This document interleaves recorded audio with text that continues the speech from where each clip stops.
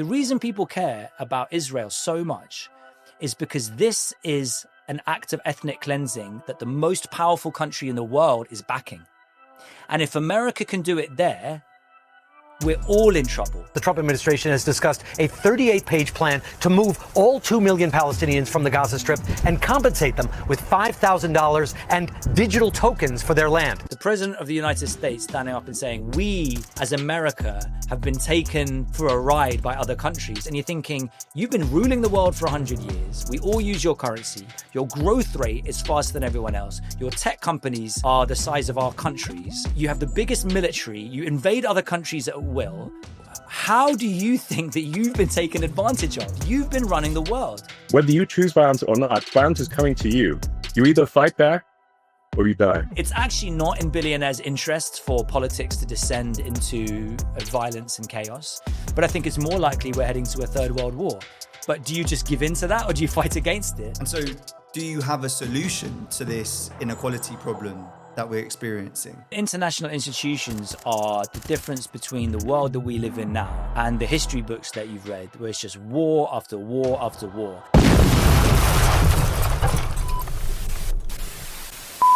What's left? Back again.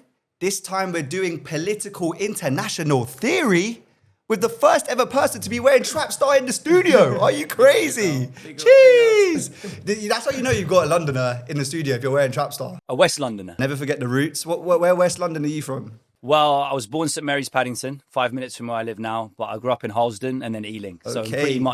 pretty much a West guy. Wow, Harlesden's still for want of a better word, the ghetto, so to speak. Well, it's now like claimed as ghetto by the middle class people who live there. Whereas I like to think of my parents as failed gentrifiers in the sense that they packed their bags and moved to the place that, you know, maybe house prices would rise. Oh, wow, you can get a 5-bedroom house for damn all. And it's like, come on, guys, you coming? Like no one came with them. They were like on their own. So I went to private school and my whole street was like bed sits and just not a good, neighborhood. Where did your parents come from?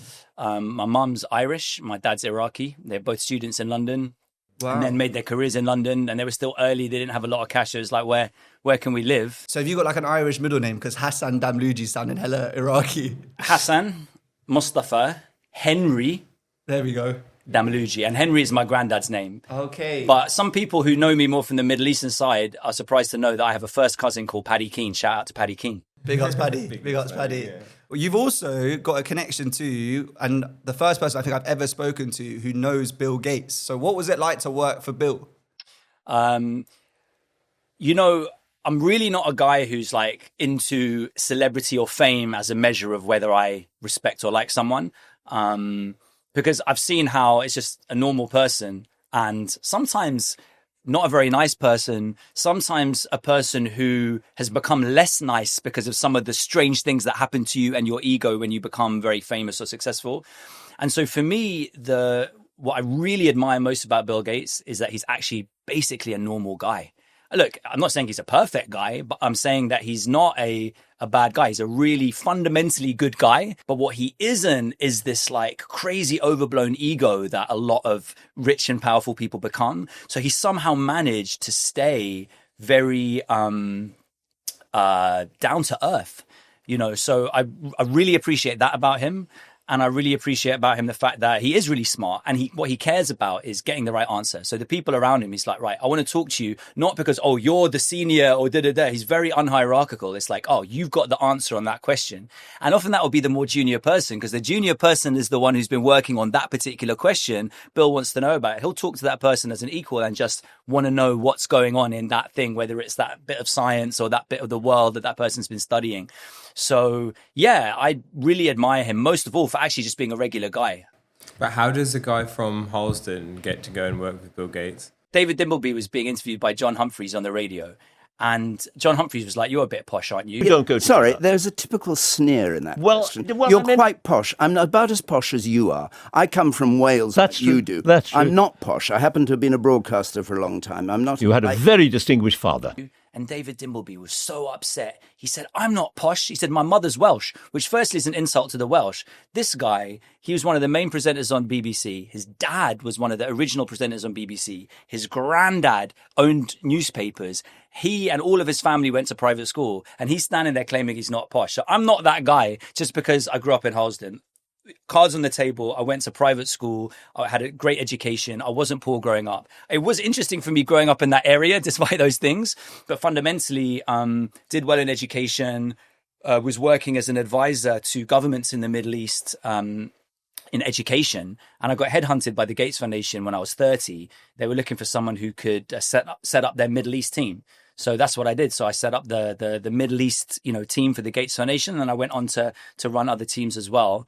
I was there for about a decade. I mean, what's mad as well is that Bill's giving away his entire fortune. The billionaire revealed he is giving away 99% of his money. His organization, of course, is devoted to fighting poverty, disease, and inequity, and is now, as a result of today's announcement, doubling its spending on those causes to $200 billion over the next 20 years. And I think it's funny, innit? Because people hate billionaires, and you can understand that with wealth inequality the way it is right now.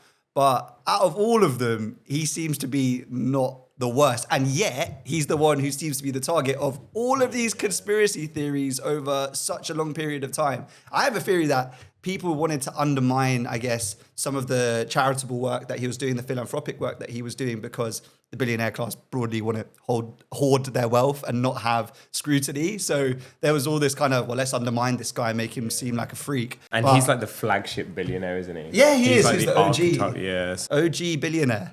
I once had this conversation with Bill Gates, and it was really interesting because it was before a lot of the hate came in. Obviously, there's always some hate. But in terms of the Gates Foundation, becoming regularly thought of as this somehow evil organization, it was before that. And it was about 2017 when the Gates Foundation was at the height of its being put on a pedestal.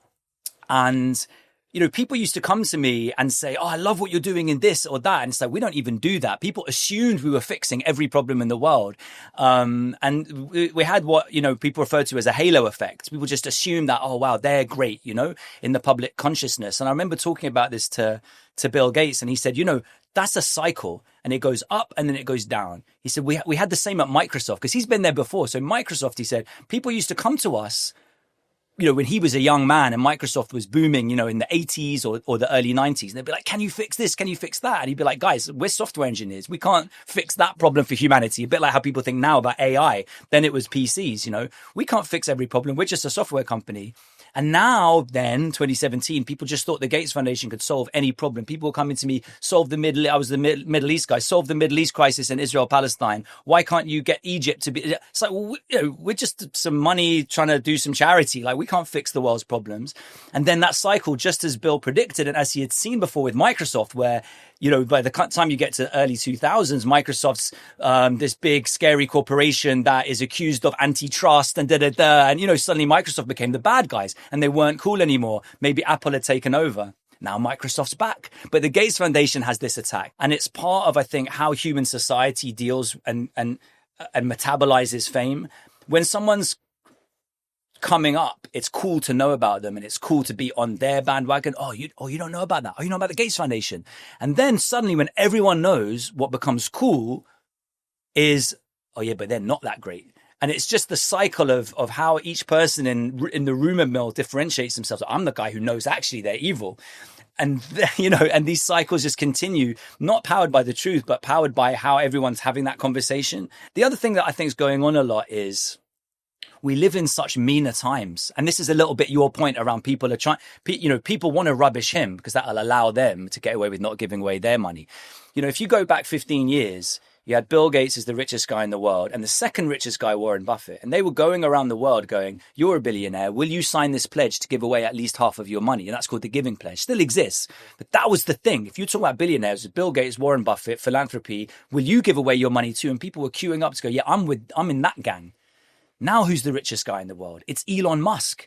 This is a guy who laughs and belittles, he mocks charities by going, he said to the World Food Programme, if you can send me a detailed plan about how you can end world hunger, I'll fund it. People working for months on a plan. Then he goes, no, not good enough. I'm not funding it. Just kind of trolling do-gooders, aligned with the most powerful man in the world, which back then was Barack Obama and is now Donald Trump. So I think although most of us don't have a reality that is very linked to their billionaire and presidential status, like culture is set from the top in a powerful way. Yes, it's bottom up, but it's also messages from these people affect how day-to-day interactions are. It's like what is good, what is right. And so I think the power of that evil billionaire motif has kind of sidelined everything that was going on in, it's quite recent times, but fundamentally nicer times. Do you think we didn't capitalize on the moment where billionaires were acting as philanthropists, and now we're seeing a lot of billionaires who are just minded by greed and have a level of irresponsibility?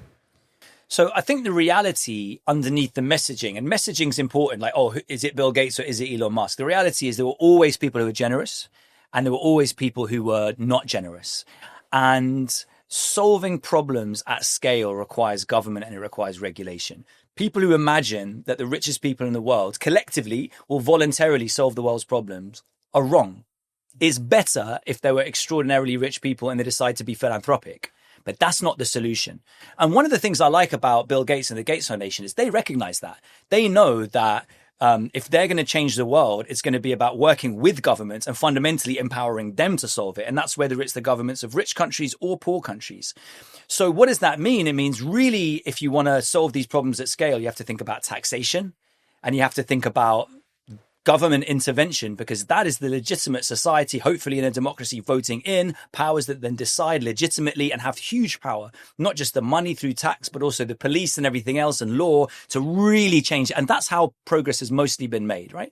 What philanthropy's done is it's shown the way. If you look at the UK, philanthropists in the 19th century did start the first social housing, did start to improve housing and other issues and stop cholera for the working classes. But we were still living in Dickensian England. Those problems weren't solved. But when government comes in and goes, welfare state, NHS, you can use those examples from philanthropy to solve it. And that's what the foundation and smart philanthropy tries to do. But a lot of people used to come to me when I was a spokesperson for the Gates Foundation, journalists, and they say, well, isn't it the fact that government's not important anymore and it's just philanthropies that are going to step in? And it's like, no, that's never going to be the case. So did we capitalize on that moment? I feel like society's shifted and I hope it continues to be in a cycle, which means it's going to come back. But we've shifted for lots of reasons into a nastier phase. And that hasn't killed philanthropy, but it has made it a lot harder. So, I mean, this is interesting in the context of like your book, for instance, which called itself The Responsible Globalist. Like globalism feels like such a dirty word. And I guess that's because of the insurgent far right, because of nativist populists who've made it clear. Alex Jones, for instance, being like, it's the WEF, it's George Soros, it's Davos. Against the globalists. The real war's here with the globalists and Soros and Obama and the New World Order and BlackRock. They've declared war on us, and we accept the challenge. We're taking the country back. But you chose to use that word. I mean, was that like a sign of resistance? Like, what it's rage bait. I mean, look, my dream was that Donald Trump would, attack my book and say this is the worst book ever written. Yeah. Because that would have boosted terrible guy. But there's a lot, and a seriousness. There's a long history of trying to reclaim words. The British Army. In the First World War, when it first entered Europe, was called by the Kaiser this contemptible little army. And for a century, the British Army, especially those people who were part of that original force, called themselves the Old Contemptibles because they reclaimed that word. Yeah, we're the Contemptibles. We're still here. And the same happened when Hillary Clinton called Donald Trump supporters the deplorables, right? So I want to reclaim globalist. There's nothing within the word globalist that says evil. It's about if ism is about thinking on the level of what comes before the ism. Marxism is thinking on the level of Marx. Europeanism is thinking at a European level. Globalism is just having that as your frame of reference. And I think we all are globalists in that respect. These far-right people are globalists. They're creating global alliances of the far right. They have their national conservative conferences. They're all on the phone to each other. Donald Trump's a globalist. But they've used the word to describe this phantom of who they imagine someone like me to be, advising UN agencies and therefore trying to create some evil global government. But as I say in the book, to be an internationalist, you don't need to want to create a global government. but we do need to create a global sense of belonging. Otherwise, we're never going to solve these problems that we do have globally. So give us the full thesis of the book. What are you trying to create and what statement are you trying to make through this piece of literature? We have problems that are global. We've got amazing nation states. Of course, they're imperfect, but they're pretty good in terms of solving problems that are within our borders, right? If we've got problems with our rivers in the UK, which we have right now, we have the ability to raise the taxes, have the legislation, create the institution, have the public support to solve that problem. But we also have problems that are global, problems like climate change, pandemics that cross borders, problems of conflict, which by definition cross borders, right? So you can't solve those without effective institutions that are international. So we need international institutions, despite what some people will tell you on the right. Okay. Now, how do international institutions work? Institutions only work if they sit on top of a community of belonging. When that phrase, you've got to either change the institution or you've got to build a community of belonging. Now, we don't have a chance of solving our problems that are global, according to this far-right view of 200 completely independent nation states. You have to have global institutions. So you have to have a global feeling of belonging. Now, that doesn't mean that that's instead of feeling that I'm part of my family, that I'm from West London, not East London, that I'm British, that I'm European, that I support Brentford. All of these things, all of these communities of belonging are fine. It's not about removing them. We don't all have to look the same and speak the same language, but it has to be meaningful for us that we are members of that global community. Otherwise, factually, we'll never have institutions that work at the global level. People complain the UN doesn't work, but it's not because of a design flaw with the UN. It's because the governments that come to the UN are voted in by publics who are a little bit, but not enough, seeing humanity as their community. So countries come into those forums being like, well, I'm just going to do the selfish thing for my country, because fundamentally that's what people back home want. That's what enough people back home want to make that the right choice for them politically, right? So how do you make the right choice for governments politically to actually play ball and make those institutions work well? We have to have a feeling of belonging. You have to have voters in America going, why you leave the WHO? I would never vote for that. Make it unthinkable. Some things are politically unthinkable. So what the book says is, okay, if we were to learn from the lessons of how countries have created a feeling of belonging, what we call a nation, the idea that France isn't just a king of France and a government of France, but it's the nation of the French, right?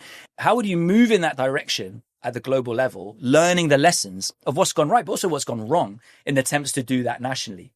So there's really interesting examples like India. India is a planet-sized nation. There's as many people in India today as there were in the world in 1880. And the other nice thing about India is a comparison. Okay, it might not be quite as complex as the world, but it's very complex. Muslims, Hindus, Jains, Sikhs, Buddhists, they don't all get on. They don't all speak the same language. They don't all have the same historical narratives. And yet, despite all of its problems, there's a meaningful identity that's I am Indian that's been built. And they pay 11% of their whole GDP in tax to the federal Indian government to sort out whatever problems India might have. Imperfectly, of course, right? So as a world, we're very far away from that. So how could you learn the lessons from India? How could you learn the lessons of the Arab nation, which failed politically? You know, I just met a guy from Algeria outside. He comes from thousands of miles away from Iraq, which is only half of where I'm from. But we feel like we're somehow from the same, community because we're both Arabs. But politically, that project failed completely, and because of that, conflict, climate change, all of these problems are worse in the Arab world than anywhere else. So how can we learn from successes, failures, imperfections, how nationalism can turn really nasty? We're all together as Germans, but we've got to kill all the Jews, right? So how can we learn those lessons? So I've got 6 lessons that I take of how internationalists, globalists, if you like, can push towards more of a feeling of humanity. And it's not just about saying, hey guys, we're all humanity. You've got to fix the fundamental reasons why people look at that and go, no. Why do people think globalist is a bad word? It's because they feel like their job's gone to China. They've got Mexicans living next door that don't speak their language. Their government and elite are all going to Davos and speaking a LGBTQ woke language that they don't understand. All of these things have made people look at it and go, well, I don't want that. So you have to change those things. Part of it's through tax, part of it's through migration, part of it is through the way we talk about ourselves, and part of it's through fixing international organizations. It's interesting that you mention immigration there as one of the issues. I mean, that's one of the things I think is quite difficult to square with internationalism right now in the political moment that we're living through. Immigration is the kind of key issue that's plaguing developed economies. And I guess what I would say is then, you know... Can I correct you on that? Yeah.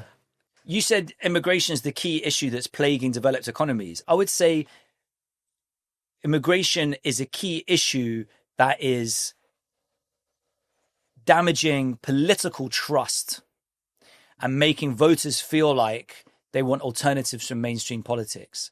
That's what I said, isn't it? I'm joking. And the reason I'm being specific is because you could say, actually, it's a you could or you could not believe it's a distraction from the real issues of why economies are or aren't growing and things like that. But I think it's harder to claim that it's not bedeviling our politics. I think that's fact. Yeah. And then the people who on the right would say, yeah, and it's also the reason for all of our problems and crime and the rest of it. And other people say, no, really, it's a distraction. I think the migration thing comes back fundamentally to the point I was making around institutions require a community of trust and belonging.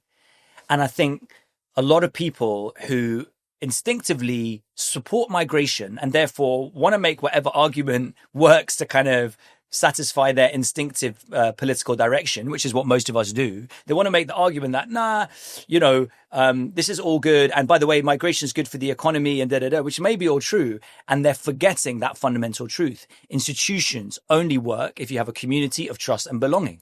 Look, I'm a product of migration. Both of you two are products of migration. We probably feel part of a community of belonging to other people that are either migrants or products of migration. And we may be intensely comfortable with that happening and with us paying our taxes, continuing to pay our taxes and to vote in a country that has more and more migration. And that's our right to feel that. But what's not our right is to invalidate someone else who doesn't feel that, because you can't just litigate and say, this is how you ought to feel. We have 70 million people in this country. We can't reprogram them to feel more comfortable. They either do or they don't feel that they are in a community of trust and belonging with other people in this country. And there's one way of finding out, and that's elections. And they keep telling us over and over. And they also tell us in polling, which may lie, but is also valuable. But the elections is a huge exercise in what do people think? And they keep telling us over and over again, they want to reduce migration. And, my vote is for the party that wants to increase migration. I don't have to listen to them in my vote. I will continue to vote for what I want. But what we collectively have to do is listen to who wins the election. This is what undermines trust between the mass of the population and the elite. I'm not saying there's an elite conspiracy to open the gates of migration, but I'm saying that the mass of the elite in this country has a different view on this than the mass of the people. And that does have consequences. It has consequences for the fact that it's not a direct democracy. People vote in parties, but then most of the decisions are made behind closed doors or in a way that's opaque to them. And what they feel is that we keep telling you at the ballot box that we want less migration, and it keeps going up.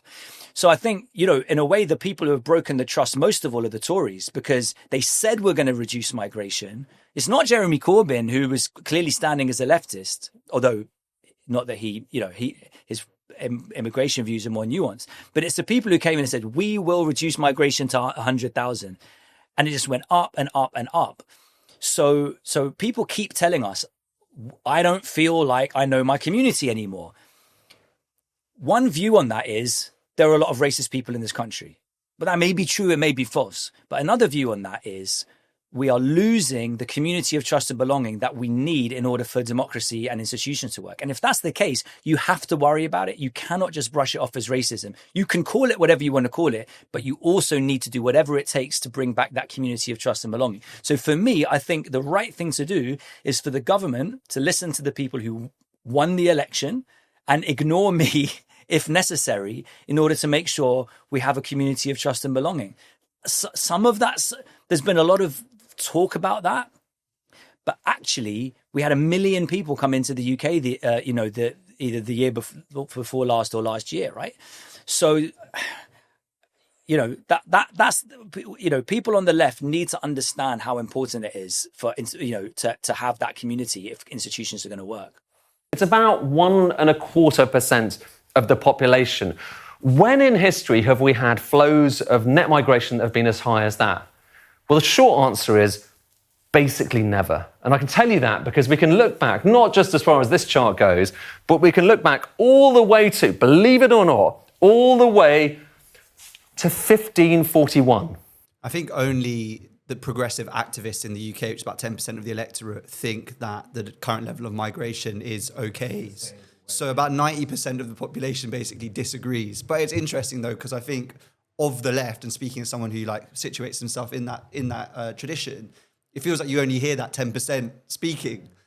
We've tried to give a bit of a more nuanced view, and we run into a lot of conflict and pushback over it. But I think, speaking to your point, unless we build that sense of trust and belonging, there is absolutely no way that any party of the left will be politically viable. And so people are going to have to make some compromises to then, let's say, prosecute the argument further down the line that actually we do need this thing, but maybe after post-fact of seeing it not work out the way you want it to because you reduced it.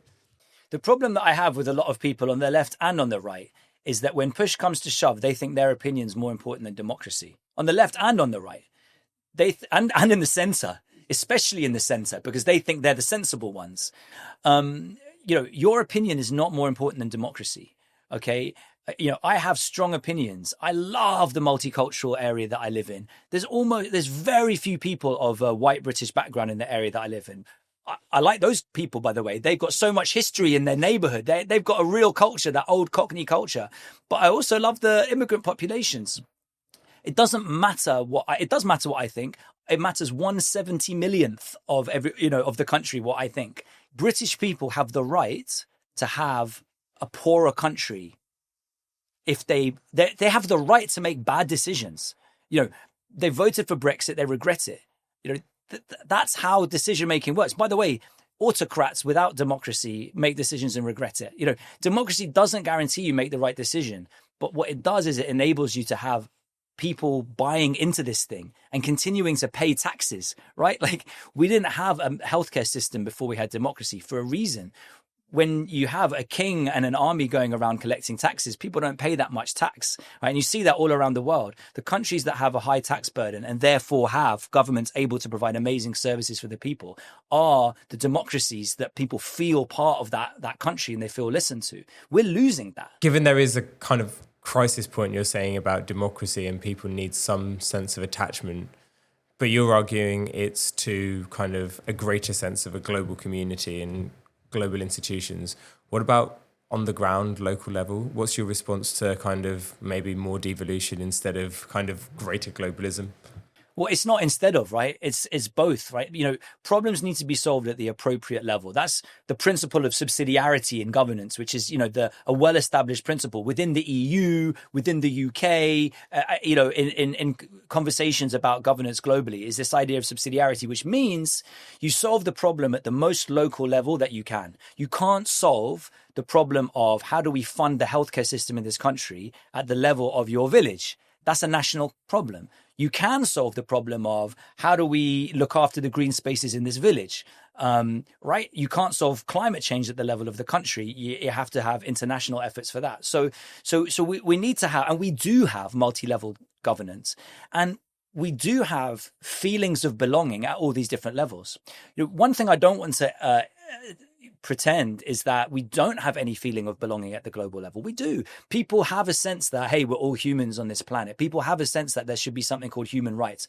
The vast majority of people have trust in the UN. About half of people in this world say that they're citizens of the world. Now, it's easy to say, but when push comes to shove, they might prioritize other forms of belonging over that. And that's also okay. A lot of what we need is in place, but certainly at the international level, it's not strong enough. We're too willing to make that trade-off against international action, even when we need it. When it comes to trade, it's okay for us to want our country to grow. When it comes to climate change, we've got to prioritize the global because that's the level of the problem.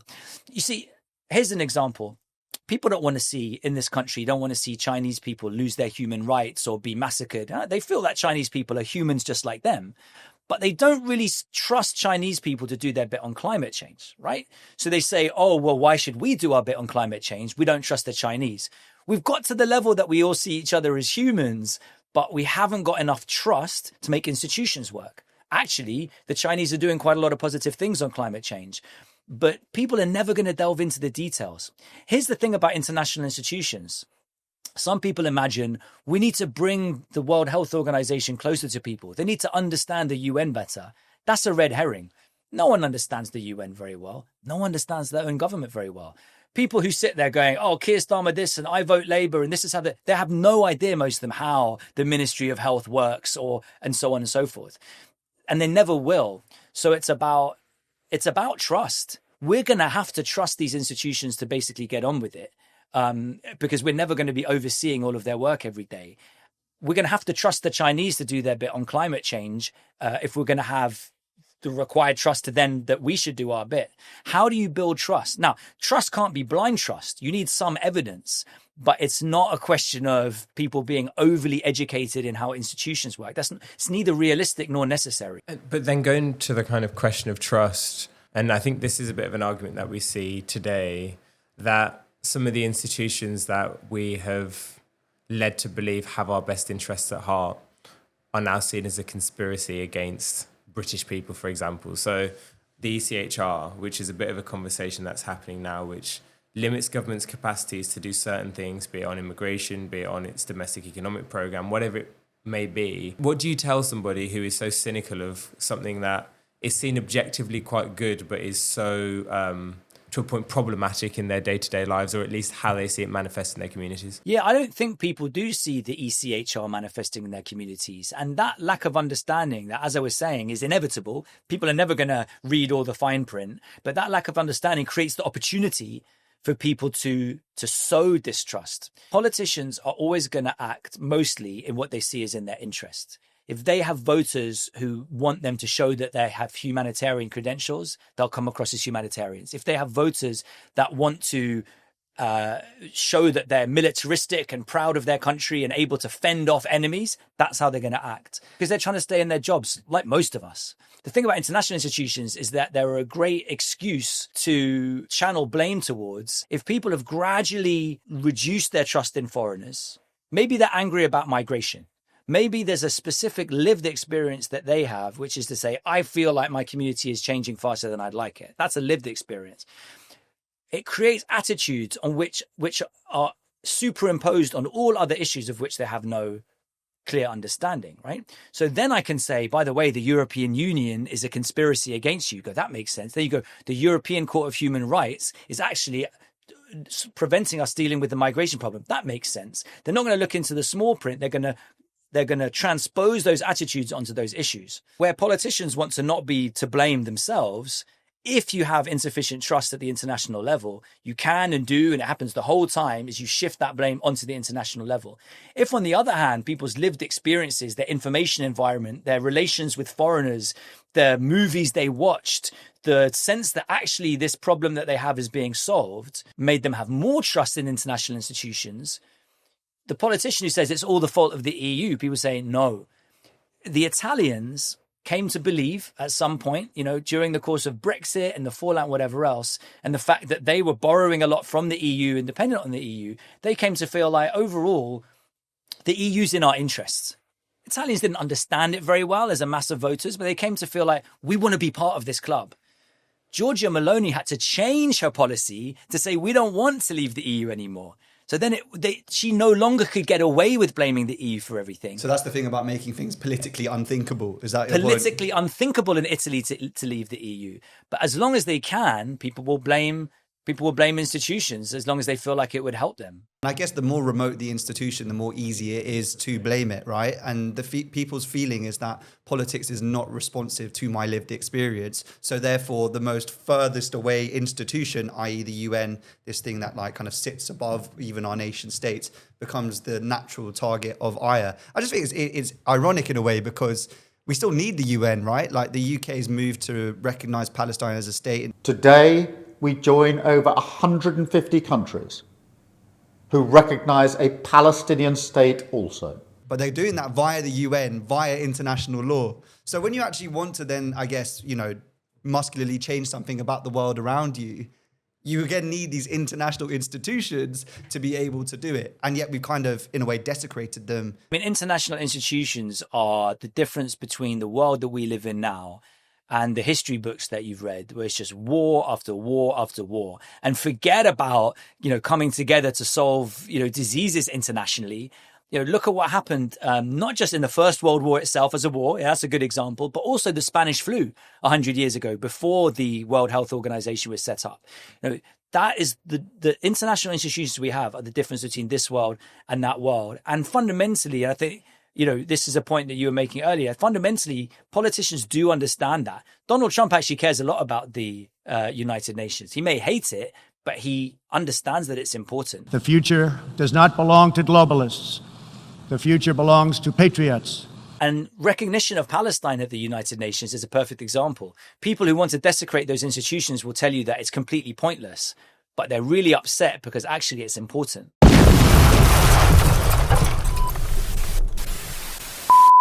We got some extra time with Hassan, so obviously I'm going to take it on board for a bit more 1v1.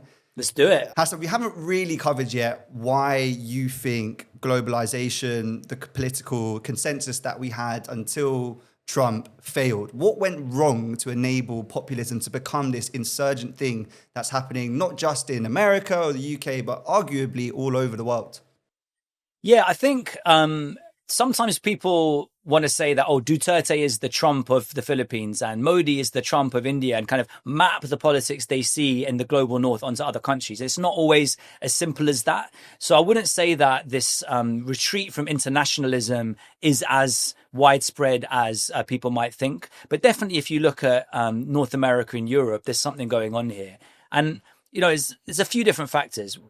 The first problem is that actually international development has worked well. What does that mean? There was this extraordinarily unequal world that was created fundamentally by the Industrial Revolution and by empire, where a small number of countries, when I was born, were way, way richer than the rest of the world. The G7 nations, which is basically North America, Japan, and some European countries, was 40% of world GDP as recently as 2000. It's now gone down to about a quarter. It's gone from 2/5 to just a quarter. So, what you've seen is other countries catching up. Now, that's meant to be a good thing. It's meant to be a good thing that Chinese people aren't poor anymore, that Malaysian people aren't poor anymore, and the rest of it. But actually, there's been a big political sense of threat that's been created in North America and a lot of Europe by the sense that we're no longer sitting pretty on top of the world. We no longer are the masters of the universe. And I think really the big failure of the hoped for vision has been this idea that not only would Europe and North America continue to be so powerful, but that as China became less poor, it would become more aligned with those countries. It's got a lot wealthier, but without becoming their friend. And so this more equal world has become a more rivalrous world, and a world in which the countries, especially America, which used to bankroll the international system, have decided that, as Donald Trump would say, we're being screwed, right? So that's number one. Number two is, just as the world has become more equal between countries, it's become a lot more unequal within countries. So wealth inequality in America, in Britain, in other countries has grown a lot. And that creates all kinds of problems for politics. It not only creates a problem where you have a lot of people that aren't getting a pay rise or maybe getting poorer and their town's going to shit, whilst they see billionaires live better than ever before, while the cost of living goes up. But also you get more and more wealthy people fighting it out to see who will run the country. And so you get the elites competing with each other more and more. Donald Trump wasn't let in the golf club, so he set up his own golf club, his own political party, seized the Republican Party and turned it into his own image, and rode on that wave of popular anger to unseat the elite. And now he's attacking Harvard. So the elite itself is fighting each other because there's too many of them competing. So that's what's going on. So you've got the world becoming fairer, but in a way that the old guard don't like. You've got a world that inside countries is becoming more unequal in a way that's causing problems. And I think, thirdly, people look at the problems that we've got globally, like climate change, like conflict, and they feel that these international institutions aren't solving it. We're not making progress on climate change, goes the line. Therefore, the UN has failed. Therefore, the COP process, which is the countries coming together once a year to make their pledges on climate change, that's all a waste of time. So people are also losing faith because it seems like it's not working. And I gave the example of climate change. The other is conflict. If you look at the situation in Israel, Palestine, as well as in Ukraine and Sudan and so many places, this sense that there's an effective global policeman that some people dreamed may have been true in the 90s, we know now is not working. So the sense that it's not working makes people want to seek alternatives. And there is a sense that there's been political failure, right? Like going back to Iraq, for instance, the sense that politicians are being dishonest with you, that there are decisions that are being made behind closed doors that you have no control over. But that's how the world, that's how the borders get meted out ultimately, is through that boardroom. And that loss, I guess, of trust is incredibly corrosive. Where do you think we go now when we look to a world that is increasingly on fire? Don't you think that in some ways that actually empowers those people with a hawkish worldview who think that it is might is right, conflict is real, and you better win? Winston Churchill is the most respected, most loved Briton of all time, right? According to surveys. British people love Winston Churchill. His whole life, he was considered a failure. He was considered a warmonger. He was considered a dangerous hawk. He was considered a political failure. And there was a time that it was time for people like Neville Chamberlain in terms of what the public wanted. We don't want another world war at that time. But then it became a time politically for people like Winston Churchill.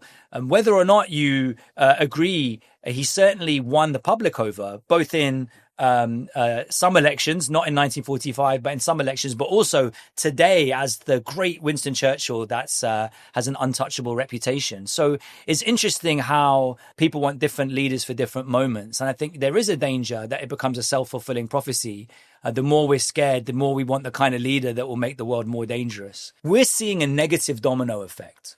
And America is the most powerful country in the world, is the kind of lead domino that's pushing over others, whether it's the cuts they're making to foreign aid that are leading to others making cuts, or whether it's about their beggar thy neighbor attitude towards trade and security, making other countries invest more in security and thinking that they really need to look after themselves rather than collaborate. And so that's the negative domino effect that we're seeing. What we need is a positive domino effect. I mean, what I've been calling for ever since Donald Trump came into power is we need a middle power alliance. Britain used to think of itself as a great power. It was a great power. That's not what Britain is anymore. A great power is a power that can shape the world as it likes without necessarily having to listen to others. Britain, when it tries to do that, fails. Suez was a great example. Iraq was a great example. It went without the UN, although it had allies. Where Britain thrives is where it acknowledges its role as a middle power. A middle power is a country that has great assets. It has something to bring to the table, but can only achieve its goals if it works with others. A middle power is a power that actually thrives in a world of rules where the strong don't humiliate the weak. And Britain, along with many other countries, need to come together as middle powers and create a positive domino effect that reestablishes this idea of international rule of law. The fundamental premise of the international system is you have countries which are sovereign. Yeah, we might have international organizations like the World Health Organization, but countries are sovereign and you can't mess with them. You can't invade them. You have to respect other countries. And that basic principle has been ridden roughshod over. Yes, by Russia, yes, by China in threatening Taiwan and some of the other threats it meets out, but primarily right now by America. We need middle powers to come together and say no to all of those bullies, to all of those giants, and say, a threat to Greenland is a threat to us all. A threat to Canada is a threat to us all. But also to push back on all of this tariff wars, lower the tariffs between us, sign better trade deals, power our growth. And if we can't do it globally, at least as middle powers, create the kind of system that we want. And if we do that, we can bring the bullies back inside because it won't anymore be in their interest to carry on doing what they're doing. They won't be able to bully us as a collective. It's all well and good, the UK coming together with all these other countries, but ultimately, most of these countries can't actually guarantee their own security. And we're moving into a world of hard power, right? We're moving into a world where it matters how strong your army is. And this is true. You know, the UK did kind of, for want of a better word, you know, freeload off the US in terms of its security guarantee through NATO. Trump's been able to get these concessions out of Mark Rutte because it's true that most of these countries have vacillated when it comes to investing in their security infrastructure. They've vacillated and they've also acted as vassals. You know, the book 1984 started flying off the shelves again after Donald Trump became president the first time. 1984 is set in the UK, but it's not called the UK. It's called Landing Strip 1, and it's part of the North American Empire. If you want to live in a world of 1984 where the UK is called Landing Strip 1, be my guest, but I don't want to live in that world. Britain needs to be a country that has allies. America should be one of our allies, but is not in a vassal status to anybody. If those are the terms of obedience to America, we shouldn't take those terms, and we don't need those terms. Yes, Britain on its own can't stand up to America, but that's the whole point of a middle power alliance. Who are we talking about?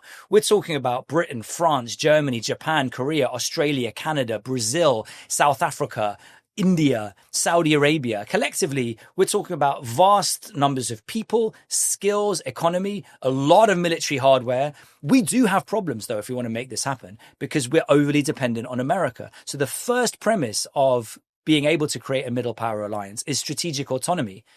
Our vassal status is predicated on the fact that we don't have choices. If they control our nuclear, we don't have a nuclear deterrent. If they're the only ones who can authorize our planes to drop bombs, we don't have an independent military. So we need to, as we build our armed forces, which unfortunately, you know, the government is being forced to do, and it is a wise decision in this, as you said, dangerous world. We need to make sure we're not just spending more money, but we're ensuring strategic autonomy so that we don't have to be subservient to any other country. Then the second thing we have to do is get way closer to Europe. The government is doing that, you know, and they're trying to be ambitious. They've constrained themselves by their need to appease the right and not seem to undo Brexit. But we need to be as ambitious as possible in getting close to Europe, not because we want to be the vassal of Europe either, but because they're our nearest neighbor. They contain many middle powers, and having the option of allying with them as we ensure that we have strategic autonomy is a great way of ensuring we have friends. And then the third thing we need to do, precisely so that we don't just swap our vassalage to America to a vassalage of Europe, is to build a wider middle power alliance.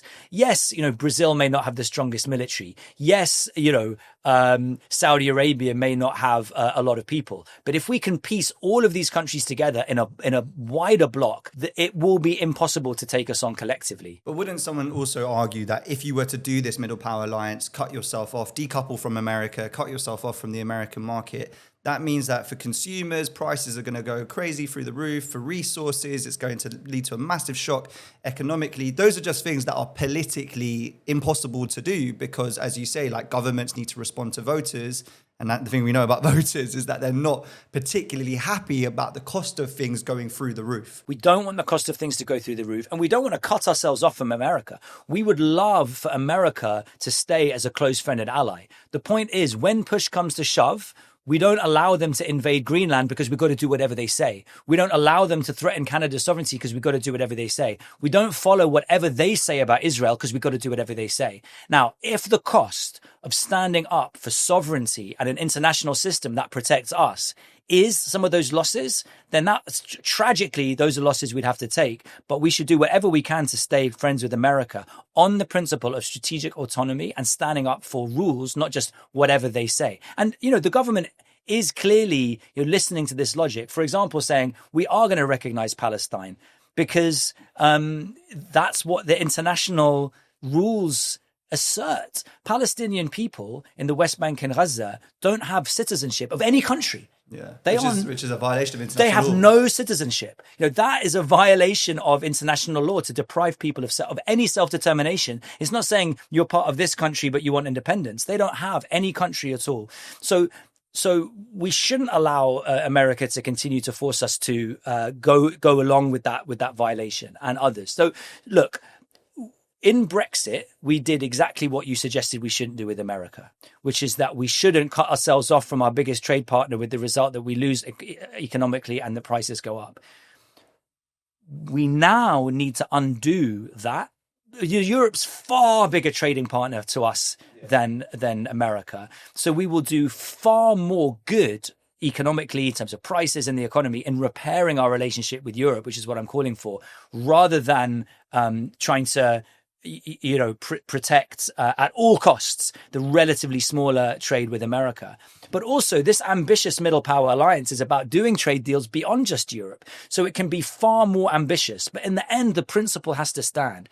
If America can threaten the sovereignty of Greenland, they can threaten the sovereignty of Scotland. And that is the most important thing. Sovereignty and the ability to continue to exist as a country. Ask the Palestinians, ask the Ukrainians, is way more important than prices in the shops. And the final thing I'll say on this issue is that the polls show that people don't want us to just go along with America. And even Nigel Farage, who's a very popular politician, has had to backtrack on his support for Trump because it doesn't look good for him to be in Trump's pocket right now. People don't like what they see in terms of the idea that we have to slavishly follow this American administration. Some foreign policy analysts would say that America's returned to this Monroe Doctrine, right? Which is this old idea that, in the Western Hemisphere, there is no adversary to the US. So plausibly, if that is the case, then the establishment of a Middle Powers Alliance, which could be seen by the MAGA administration as, Canada going rogue, Greenland going rogue, could push on this idea of America actually having to turn Canada into the 51st state. It could make, let's say, disorder, chaos even more possible. The point of a Middle Power Alliance for Canada would be to give them some backup and support in their attempt to ensure that doesn't happen. This idea didn't come from Canada. Their sovereignty has been threatened, not the other way around. So the question is, do we let that happen or not? Do we, not just as Britain, but as the world, allow that to happen or not? Some people say, why do you care so much about the Israel-Palestine conflict? Not just to me, but to lots of people. Why do people care so much? It's just a small strip of land. Why don't you care so much about the Sudan civil war? Maybe it's anti-Semitism. Maybe that's the reason that so many people care. The reason people care about Israel so much is because this is an act of ethnic cleansing that the most powerful country in the world is backing. And if America can do it there, we're all in trouble. The Sudan civil war is a tragedy, but it doesn't actually threaten Indonesia, South Africa, or Colombia. Because the Sudanese military is not a threat to those countries. Whereas if America can threaten Canada's sovereignty, they can threaten anyone's sovereignty. So we cannot let that stand. You made the point about the Monroe Doctrine. By the way, they haven't returned to the Monroe Doctrine. The Monroe Doctrine has been in force ever since it was created. America has never been prepared, since it's been powerful enough to enforce that, to allow any threats to the Western Hemisphere. What it's doing, though, in its actions is creating those threats. Canada does not want to be a threat to the United States, but the angrier they make the Canadians, the more likely there is to be that tension. The more likely there is to be support in Canada for an alliance with China, right? Unthinkable, but it could start to become thinkable if Canadian sovereignty is still under threat. And the big country that they're at risk of losing is Brazil. Because Brazil is part of the BRICS and is now working with other BRICS powers to create an alternative to the dollar in trade. This isn't because they don't like America. It's because they're responding to the hostility with which America is treating all other nations. So yeah, it's a problem for the Monroe Doctrine, but the problem's not caused by the Middle Power Alliance. The Middle Power Alliance is actually a response to America's self-defeating attitude towards its allies. So let's say that America's actions are making it more unviable for them to be a global hegemon. That could lead to, let's say, China being this new insurgent power, new dominant power. But wouldn't you also say that living under Chinese hegemony is not preferable to living under American hegemony in a global order? I don't want to live under Chinese hegemony. Any authoritarian order with a single hegemon is problematic. American hegemony of the world has not been the worst imaginable system. Living under the Roman Empire was far more bloody and violent. Living under the British Empire was far more bloody and violent. The opportunity over the next generation is to move into a system that A, has international rules and institutions, but B, doesn't have a hegemon, because it's actually a collection of powers that come together to collectively establish that order, where no one is the single leader, but actually there's enough of a consensus behind those rules that collectively they will enforce them. And that would be a far better system than we've ever had before, with no hegemon. The ability to hold ourselves accountable without a single unaccountable power, because hegemons are by definition unaccountable. Who's going to hold the hegemon to account, right? The risk, though, is that we move from a hegemonic order into one that has no order at all, or that has spheres of influence with very, very bloody conflicts at their peripheries. And we're already moving rapidly. Feels like we're moving into that world We're right rapidly now. moving into that second one. Freddie, I don't want to pretend that I'm an optimist.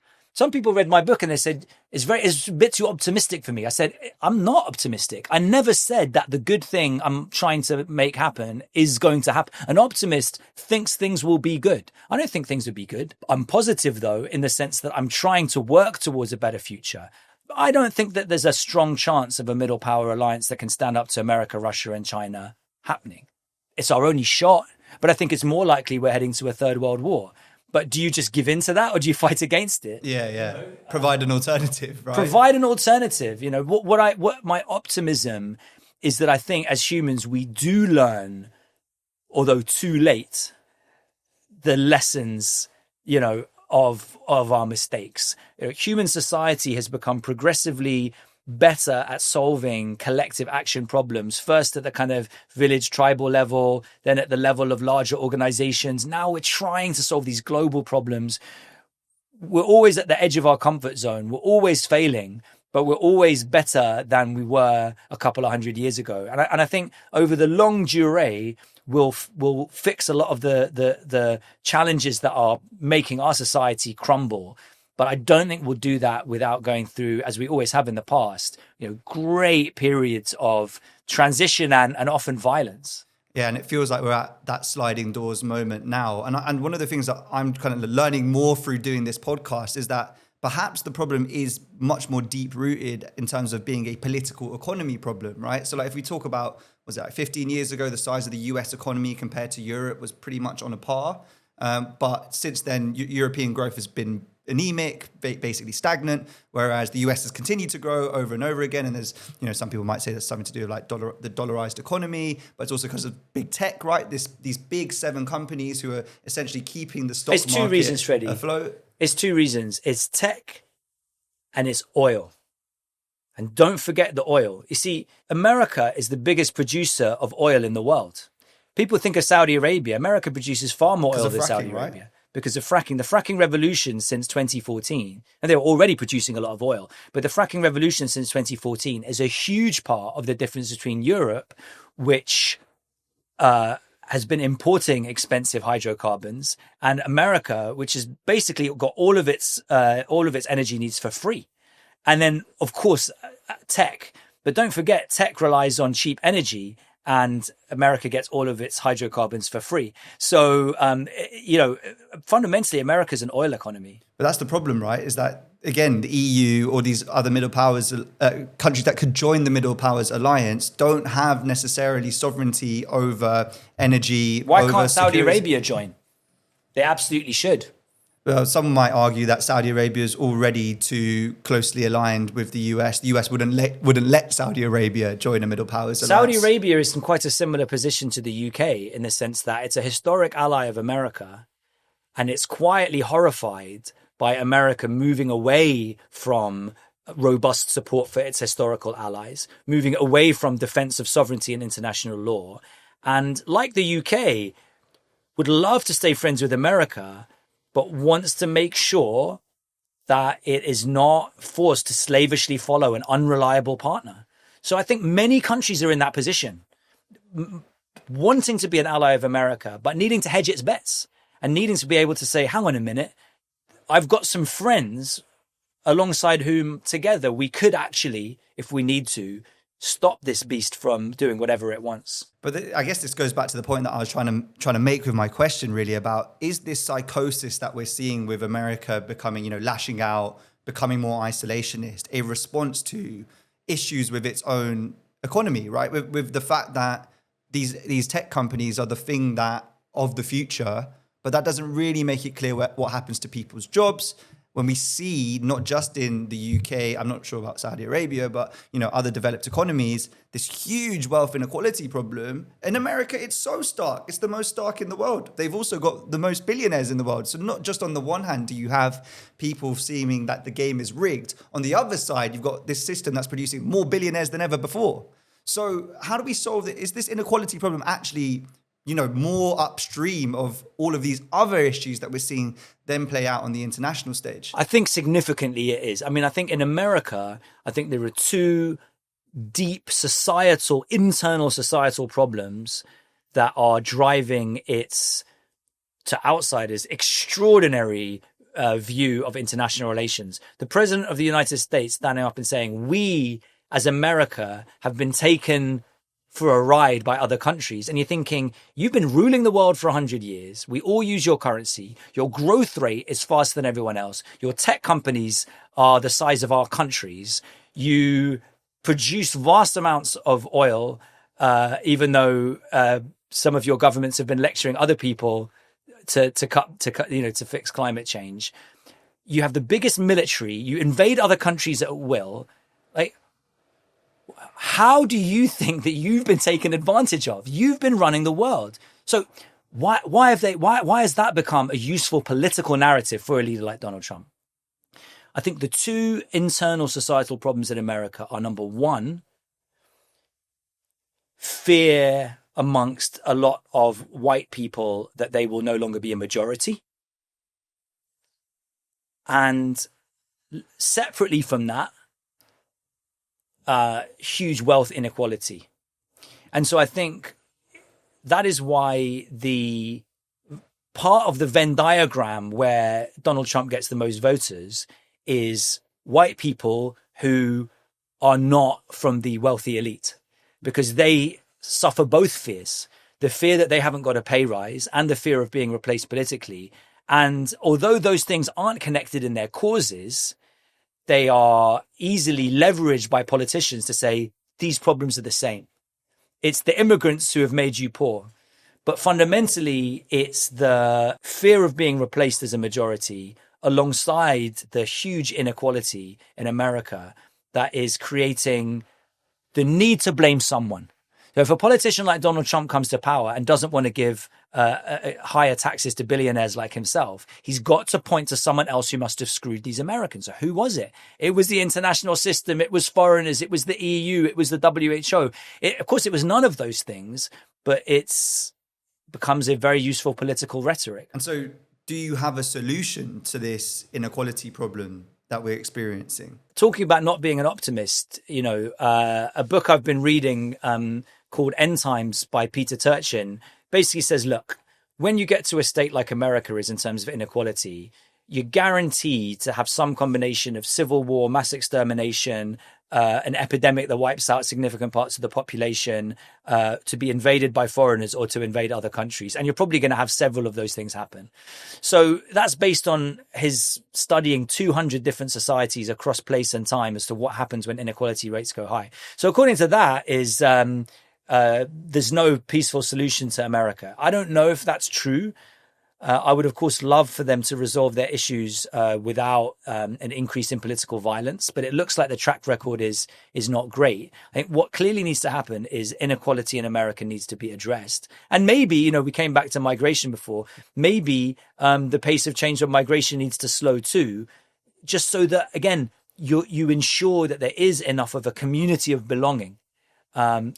Jews, Italians, Irish, many previous migrant waves were thought of as, barbarian foreigners until they eventually got integrated. Maybe the pace of change and migration needs to also slow a little bit. But I think inequality is probably the biggest one. And you've spoken a bit about wealth taxes, right? And we're really interested in wealth taxes because I think the reason why the noise is so loud for them at the moment is because it's never been clearer that this inequality issue is so big. So how do we solve the wealth tax problem? Because from all the research that I've done, if you go and do a wealth tax on your own, because of the amount of loopholes that get put into it, because of the issues around capital flight, they both neither raise lots of money, also lead to capital flight. So how do we make that system work? I said earlier, we have problems that are global. If some of our problems are very local, you can figure out how to look after your village green spaces as a village community. You can figure other things out as the United Kingdom. One of the global problems we have is climate change. We suffer from it here, but we can only fix it globally. Another is wealth tax. Wealth doesn't respect borders, just like diseases or carbon doesn't respect borders. It will leave. It's harder to pick up a house and take it away. But even then, in just house prices crashing and the house prices somewhere else going up, that can, in effect, you can lose your housing wealth. But today, most wealth is financialized. Most wealth is in some combination of shares or Bitcoin or tracker funds or this and that. And it can, private equity, it can very easily cross borders. So you cannot tax wealth as a country in the same way that you can't reduce the amount of carbon in the air as a country. There's been a lot of progress made on this issue. People would be surprised to know. And part of the reason there's been a lot of progress on this issue is because you can't tax your own millionaires unless you do it unless you have an international agreement that we're all going to do it. And so you don't have to be a wide-eyed globalist who wants us all to live in a kumbaya family to go, we're going to have to work with other people on this. Anyone who thinks that taxing wealth is a good idea needs to think about how do we make sure that that wealth doesn't just go elsewhere. And that requires agreements that all countries are going to have some taxes on wealth, some minimum taxes on wealth. So actually, it's not in my interest to put it elsewhere because they're taxing it too. That's basically what you've got to do. And, that used to happen, that process of discussing that used to happen through the G20 group of 20 big, industrial economies, and also through the OECD, which is basically like an organization of the richer countries. But then a lot of countries felt we're being left out of this conversation. And just in the last year or so, it's been agreed to create a new United Nations process and body around this issue of international taxation. So it was also a very big issue that was raised by the president of Brazil at the G20 last year. So there's growing momentum around this issue. There are conversations between countries on it. But unfortunately, this is one where we need America, because America has a fifth of the world's economy, but it's got about half of all the world's extreme wealth. And so unless they are part of it, you're not going to have that agreement. It's not going to happen under Donald Trump, but Democrat presidents or presidential candidates have in the past said, we're going to tax wealth. Elizabeth Warren, when she was at one point leading the Democratic primary field, said, we're going to have a very high, I think unreasonably high taxation on millionaires. So it's possible that you get a Democrat president in America who says, we want to tax wealth. And we know we can only do it with an international agreement. A lot of other countries will immediately say, yeah, we're here already. And there's a UN process. And I think in our lifetimes, you could see that happen. But it does depend on the politics aligning in America. It depends on Americans realizing that their problem is not who Donald Trump's aiming them at, Harvard University and the EU and the WHO, but actually the wealth inequality they have in their country. But surely, billionaires are not going to just submit to that.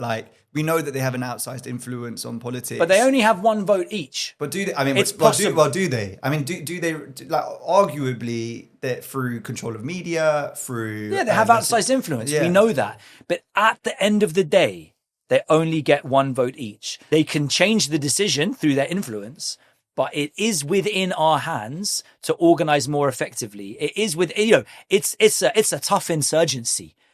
They've got the guns and we've got the pebbles.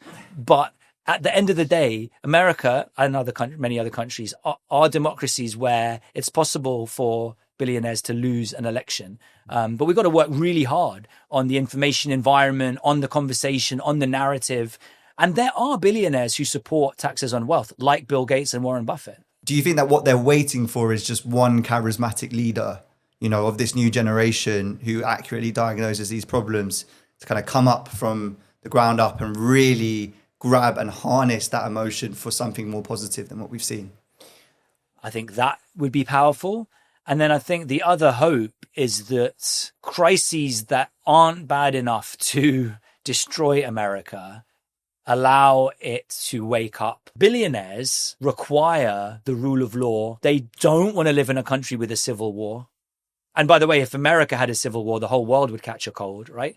It's actually not in billionaires' interests for politics to descend into violence and chaos. Whether you choose violence or not, violence is coming to you. You either fight back or you die. You either fight back or you die. So the enlightened self-interest actually says we need to give them enough that we don't lose the wonderful lives we have. Because by the way, no one's saying make billionaires poor. Just they're not paying taxes at all right now, right? That's actually what happened in the UK, right? In the 19th century, after the French Revolution, there was a lot of revolutionary feeling in the UK. And the elite of the UK said, look, let's make the parliamentary system fairer. The Great Reform Act of 1832. Let's give them a bit. But the lords and ladies didn't get guillotined. It was in their interests. So I think there's definitely an enlightened self-interest which could convince enough billionaires to back this. And maybe it takes more political violence before they see that. But that would be the hope, is that before it gets too late, people realize that they don't want it. But isn't that interesting that the Reform Party, you talk about the Great Reform Act, but the Reform Party of this generation wants to cut taxes, wants to increase, financialization of the economy, wants to hand over regulation and let tech companies do their own bidding. I mean, surely that is going to make inequality worse, not lead to redistribution. Well, I don't think we should overly assume that we know what the Reform Party wants to do. I think what we know they want to do is reduce immigration. And what we even more clearly know what they want to do is win power. I think all the stuff that they say about the economy is whatever feels like the right thing at the time to go up in the polls. And they haven't produced anything like an agenda. I mean, they want to reduce tax and massively increase expenditure. But we know from Liz Truss what happens in a country like the UK. It was an experiment. Liz Truss, in fairness to her, no one knew what would happen. But the market said, no, we're not tolerating that. We'll just dump you. But is that the market's basically saying that a big state's here to stay in the UK? No, what the market was saying is we won't keep buying your debt if you have such irresponsible spending. Now, America has very irresponsible spending, running a deficit of 6 to 7% of GDP. Before that was happening, you say, well, we don't know what maybe the debt market would, but America's got away with that at the moment. But there was a moment when Trump had to back down from his tariff threats because the bond market was starting to get jittery. There was a theory, this is what Kwasi Kwarteng and Liz Truss thought, is we can get away with that too. The bond markets went, nah, you're a smaller country without the global reserve currency, and we're not going to keep buying your debt on this basis. So you got to change your plans. It wasn't about big state. It was about the match between tax take and expenditure. And what reforms plans do at the moment is to walk straight into the same Liz Truss trap. But I wouldn't assume that they're going to make that error so much as they'll probably write something more sensible in their plans if they were ever to get power.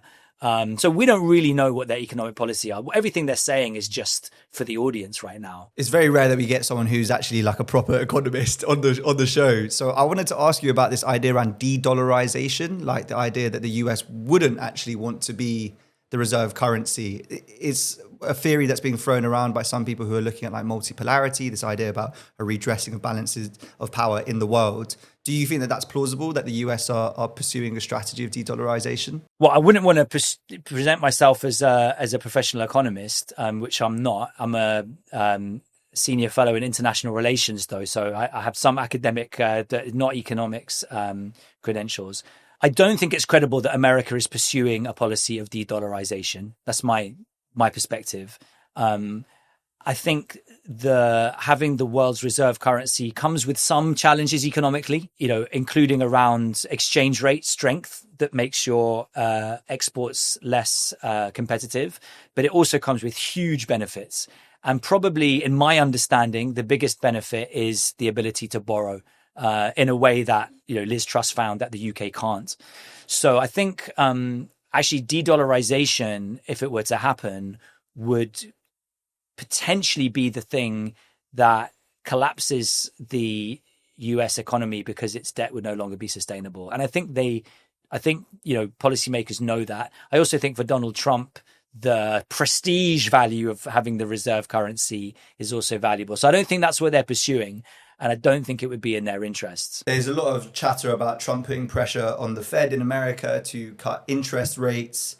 If you were to get away with that, what would the consequence be? The biggest problem for people who think that central banks should be independent would be ending the independence of the central bank. Not everyone thinks independent central banks are a good thing. It's really part of what's seen as the neoliberal package of moving a lot of the economy out of the purview of democratic politics, where the voters have a say, which could be a good thing if you believe in democracy, or a bad thing if you think they don't get this stuff.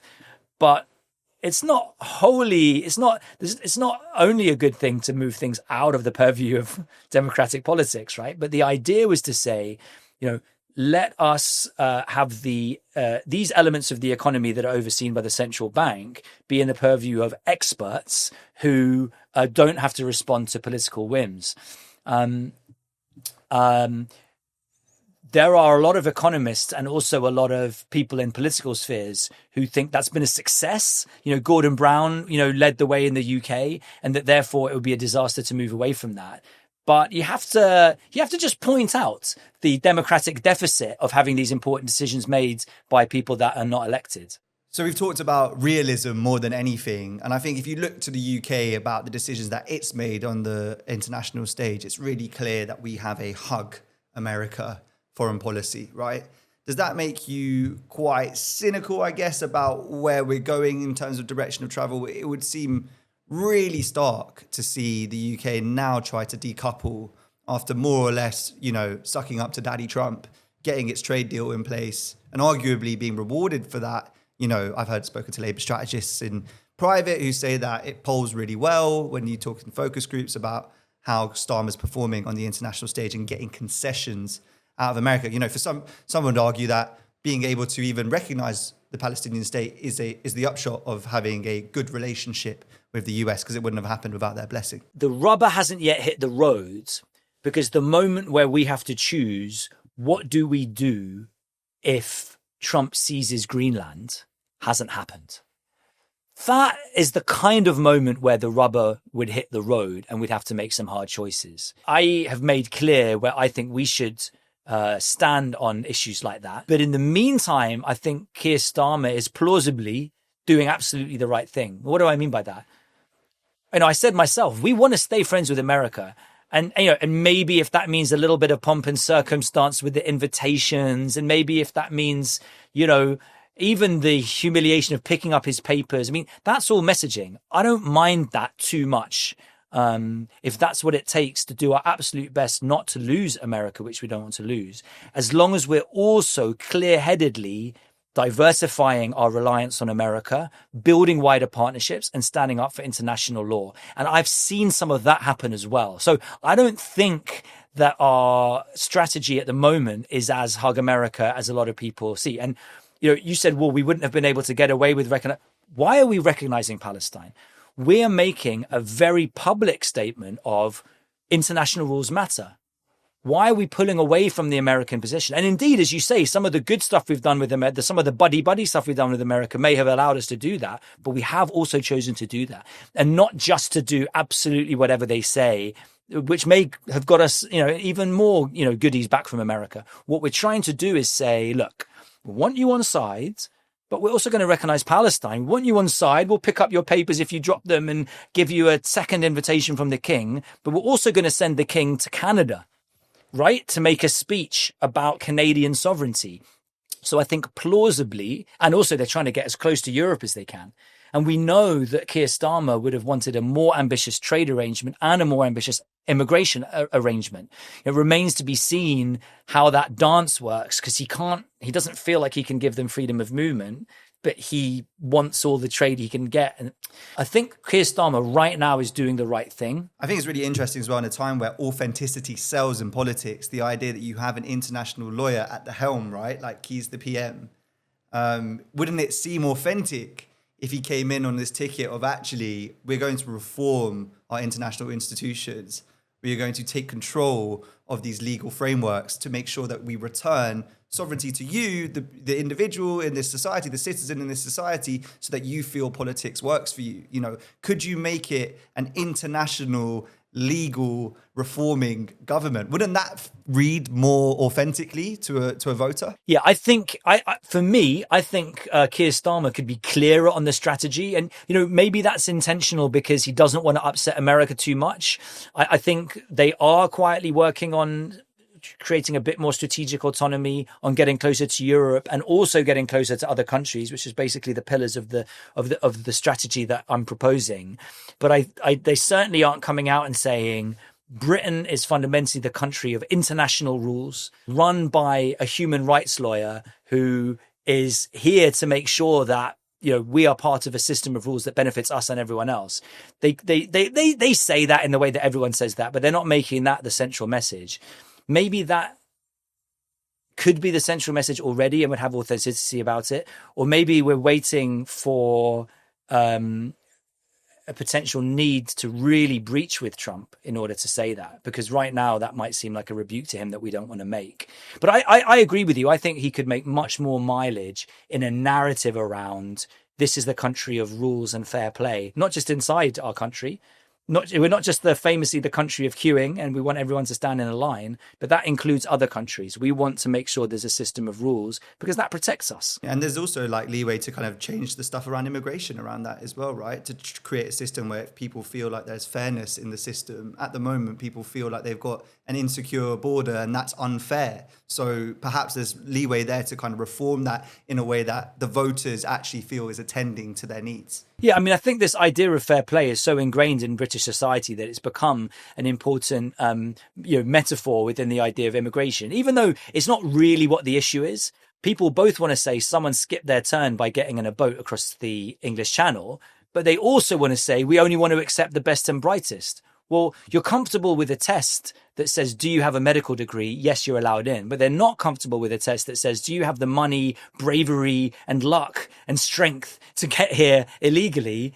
Because that's unfair. You could argue that actually people are intensely comfortable with putting up barriers to migration and people jumping the queue as long as they've designed that test and it's not a test of nature. But the narrative around fair play has gripped that migration debate. So well, there's a sense of unfairness in skipping the queue. And that just shows, I think, to me how that is a powerful narrative for the British people. If Britain can say what we're doing is standing up for the rules, and that's why we're recognizing Palestine, that's why we're getting closer to the EU. That is why we may have to rebuke Donald Trump if he carries on in some of his direction. You know, these rules protect us. I think that can connect with voters and be authentic. This has been honestly one of the most enlightening conversations I've had around politics. I feel like I've learned a ton, and I hope that you, the viewer as well, or the listener, have learned something too. If you want to keep up with our journey on what's left, hit the subscribe button. Stay informed with us as we figure out what is left.